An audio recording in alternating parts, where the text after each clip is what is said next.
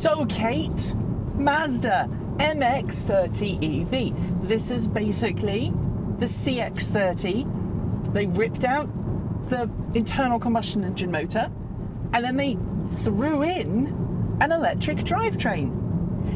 Yes they did. They definitely threw in an electric drivetrain.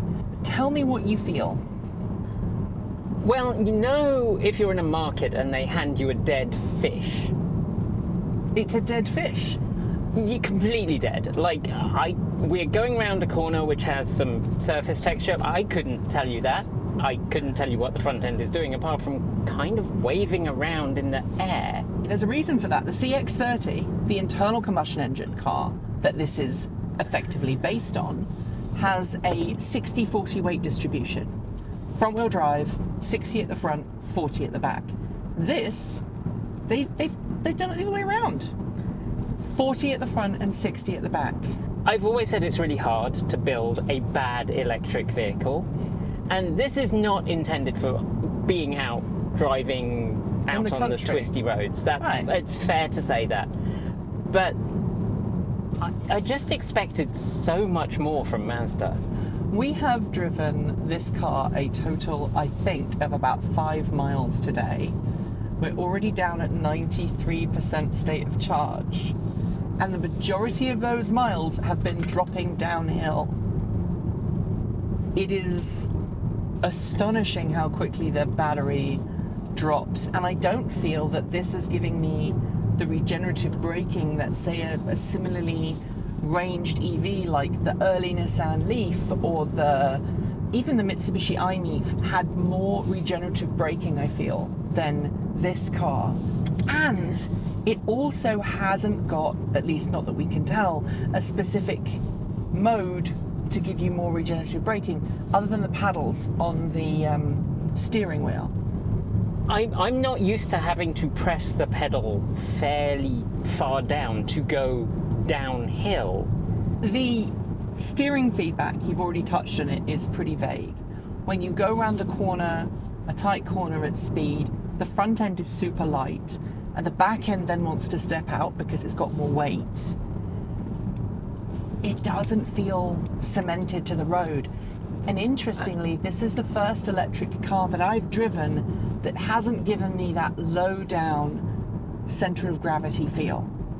No, it really doesn't. It feels... It reminds me of trying to drive an early Land Rover at speed.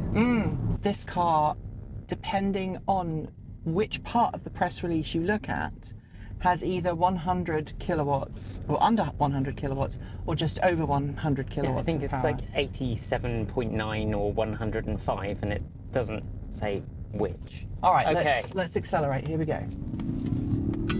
It does kick you back. That's 40. Yeah. I want to be very clear. We're not criticizing this car because it has a limited range. We're not even criticizing this car because it has limited power. Those two things are perfectly okay. There are plenty of used EVs on the marketplace today with the same kind of out-of-the-box specs as this car has. My personal beef with this car, other than the way it drives, is the fact that Mazda seems to think it can command upwards of $36,000 for this vehicle, when there are other cars on the market that are more affordable, that offer 200 plus miles of range, that have motors that are twice as powerful.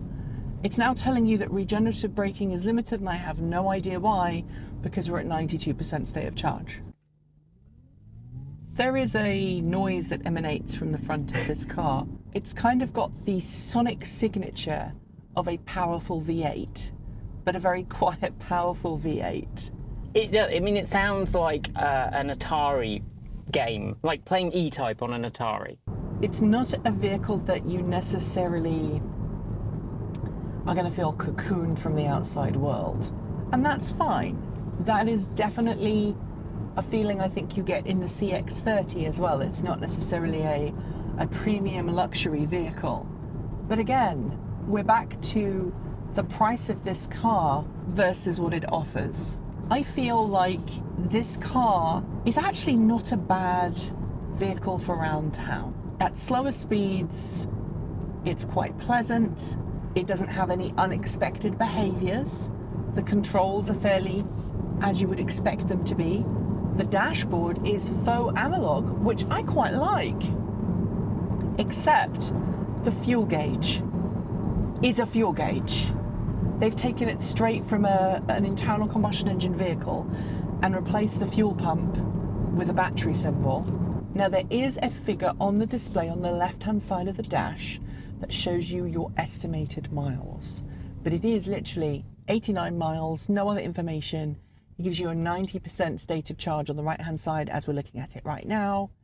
And that also indicates to me that you're about 1 mile per percent. Yeah. Downhill.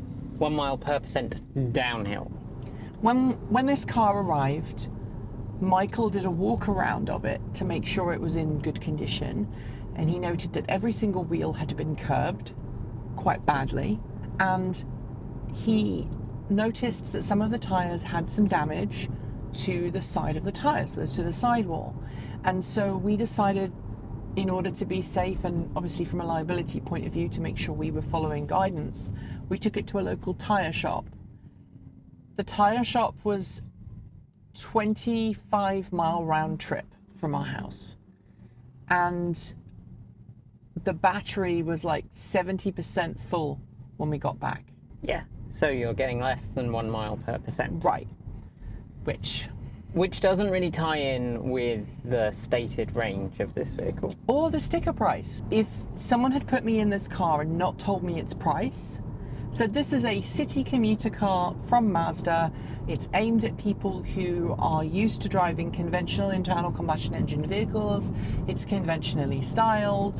And here's a test route through a busy metropolis. Tell me what you think. I might turn around at the end of the day and go, yeah, it's not a bad little car. It's a budget-oriented, budget-facing vehicle. This dashboard up here has no touchscreen. This touchscreen for climate control here is over the top. There's no reason why this needs to be a touchscreen setup for the climate control. I actually find that a negative that it's a touchscreen, because I have to concentrate on that quite a lot. It's not even like the capacitive buttons that we've been seeing, which are moderately irritating. In this, you have to look down to see what it's doing at any particular point. It's not like you can even go for the memory function of, oh, I know where that button roughly is, I need to glance down just to see it because it's capacitive, but I know it's roughly there. Here, it's like, it changes and the lighting on this at night time, I barely could see it. And the other thing is, I knocked this car out of gear trying to touch that button. Camera is too hot. All right. We are going to have to stop recording for a bit because our GoPro's just overheated. Over. All right, never mind then. So at this point, we would normally be talking about the inside of the car. The cameras have just overheated because we kept the air conditioning really low in terms of temperature. The reason we did that is because we don't have a lot of range to go by. Right now, Kate has an 88% state of charge and 87 miles remaining on her gasometer. And when we turned the AC up full blast, it started to drop like a stone. 20 minutes later. Are we? Yes. Yes, we are. Yes, we are back. We are back. So we screwed up. We're going to turn around and make a turning circle test. Oh, you're not going to make it. Oh, wow. That is bad. If you're watching this and thinking this review might feel a little disjointed, it's because it is. Normally, the car comes to my house in Portland first. I drive it for a day. Michael gets it for a day or two where he gets to do all the pretty pictures that you're all really used to now. And then I will drive it up to Kate over the weekend. She then gets a day or two with it, drives it back down, and then we film our review. But we couldn't do that with this car. No. And to be fair, you could have done it with a decent original Leaf.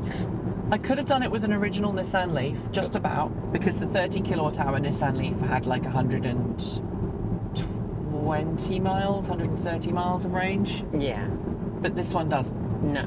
Despite having 35 kilowatt Despite hours having more power on board, this one has a 30 kilowatt hour battery pack, but it only has a 100 mile, 160 kilometer EPA range. To be fair, this is a city car. Yes, and we worked out that to get this car to you, it would have taken 4.5 hours to drive it to your house from mine, door to door. This would not have made it to your house anywhere near shape or form. No, and it would have been quite difficult to get it there just because of where the charging locations are. And it would have been difficult to get it back. Yeah. Because you would have had to have got up at like 3 or 4 in the morning to be at my house for 9 o'clock. Yeah. Fully charged, ready to film. Yeah, because we can't arrive ready to film with the car being empty. And the whole experience, frankly, has been a bit pants. I would love to say positive things about this car.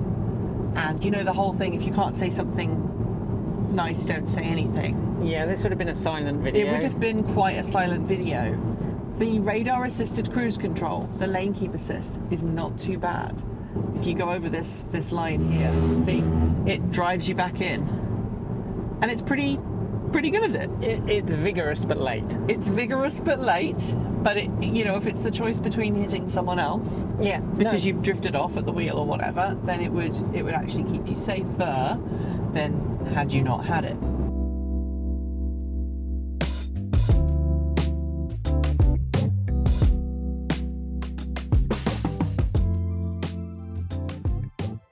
Oh my goodness! That back end just wants to waddle off to the right. It's just the most horrible feeling. How they've managed to get so much body roll in a car that... I mean... Yeah. Stop. Please don't do that. You thought we were going to spin around, didn't you? It really felt like it was going to lose it. It really does. The back end is just like... If we wind the clock back to 2009, 2010, the EV world is a very different place. So if you're in North America, you have a choice of the Chevrolet Volt with a V, which comes out in the 2011-ish time window. You've got the Nissan Leaf 2011-ish, and you've got the iMEV in Europe, which came out in 2009. Yeah. And the Peugeot Ion and the Citroen C0. If you look at this car compared to all of those, this would actually be a half decent car. Yeah, it would be a really good car for just over a decade ago. The interior is actually better in a lot of ways than the Nissan Leaf's nerdy interior, and let's face it, the iMEV's interior, which was... It was like Spartan. a go-kart. It was Spartan. It's 10 years too late, mate. It's 10 years too late, it's too expensive, and it actually makes me angry. I keep saying this, but it makes me angry, the lack of care that has gone into this. You know, I own a Soul, I own a compliance car, Yes. a 2015 Soul EV, and you can actually see that Kia really tried to make an adequate vehicle. This doesn't feel like that. It feels like the gasoline team had a morning and some paper and went, yeah, let's do that. Let's put this in here. And for the really geeky people, the routing of stuff under the hood, it feels like someone using KiCad and saying auto route on the components with no concern for how things go. They're just thrown in there. The pipes zigzag all over the place.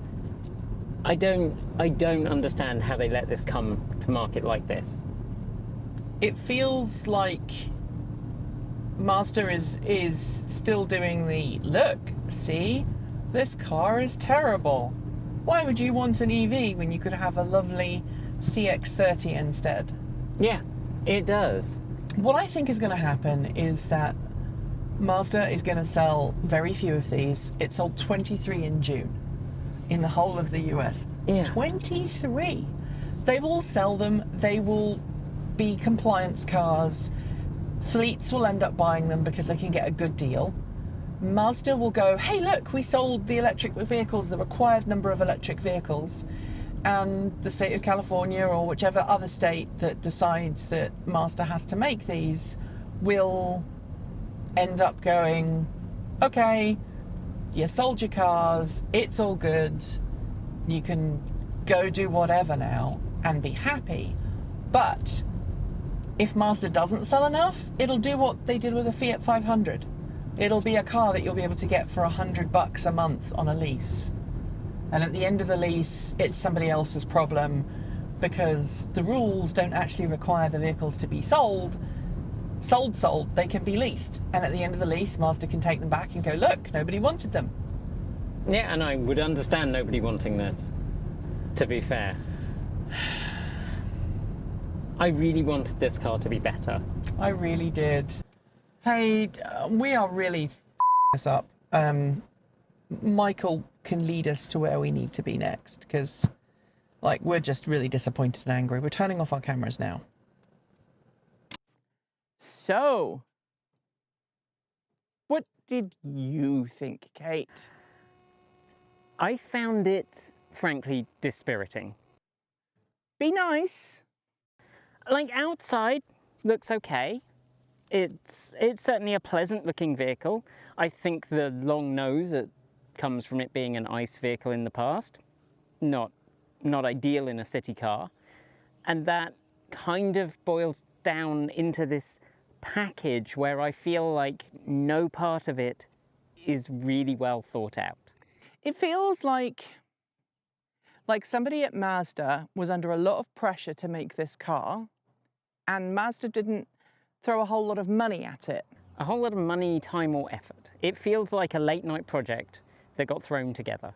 Every other vehicle we've tried, I could think of someone that this really suited. Like, it may not have been the car for me, but in this case, buy a used Leaf, buy a Bolt, buy anything else. Okay, so I do not have a problem with a brand new 100-mile car. No. I have a problem with a brand new 100-mile car with a 36 grand price tag. I mean, buy a Mini. Buy a Mini E.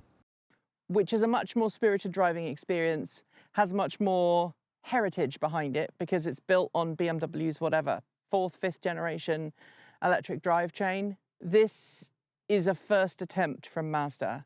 Yes. At least for the West. And it feels like it. It absolutely does. It doesn't handle, it doesn't have much pep, and it doesn't really give you any feedback at all. No feedback. The interior is cramped. This just feels dated. It does. It does. I mean, I like some of the materials in the car. I think they're quite pleasant.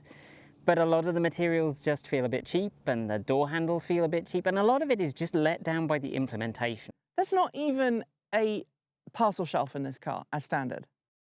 No. There's no parcel shelf in a $36,000 car. There's disappointment. It is disappointment in a package. I tell you what is cool about it. It has a mains plug, 150 watt AC inverter.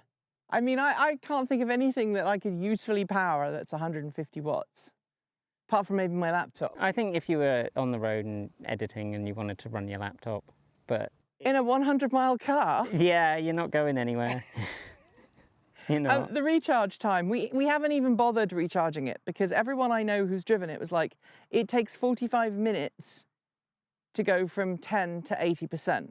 That's the thing. That's the other thing. If it was 100 miles and it had 100 kilowatt rapid charging and a decent charge curve, that would be good. Then it would be okay, but it doesn't. It doesn't have anything that makes it better than a 2011 Nissan Leaf. Or you could just buy a Bolt.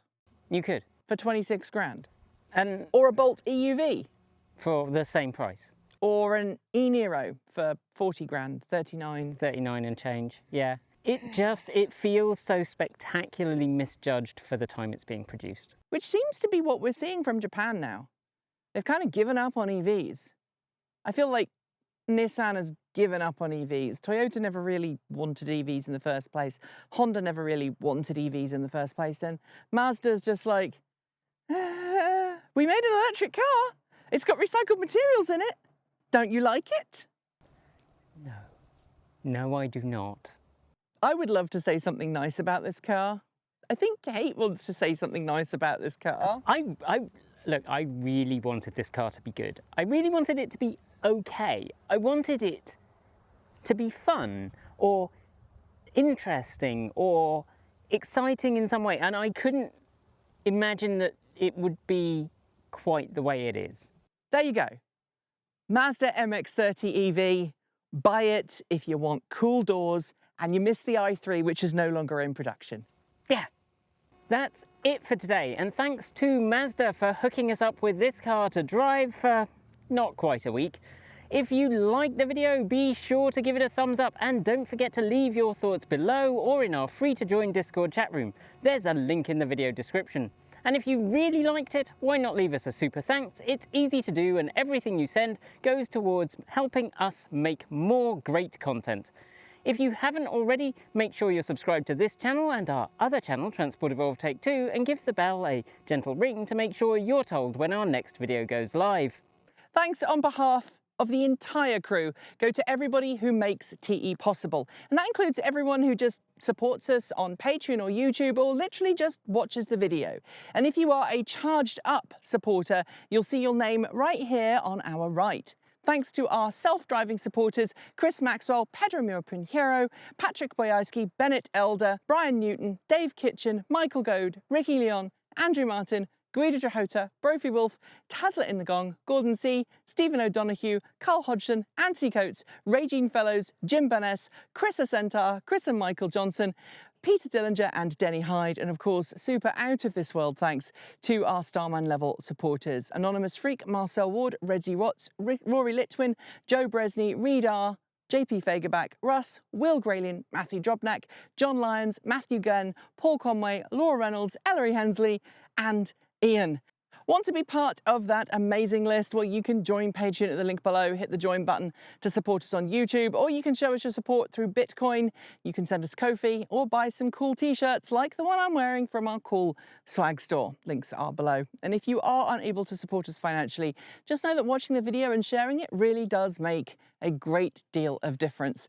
Thanks for putting up with us wearing hats. This is not a sponsored video, despite the name on my hat or, in fact, Kate's hat. It's just really freaking hot today. It's like 36 degrees Celsius, so into triple digits Fahrenheit.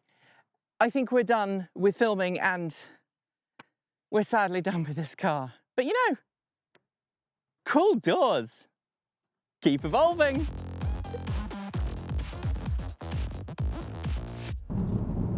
What an amazing car, my God. If only every car was engineered like this, then we could all live in purgatory all the time.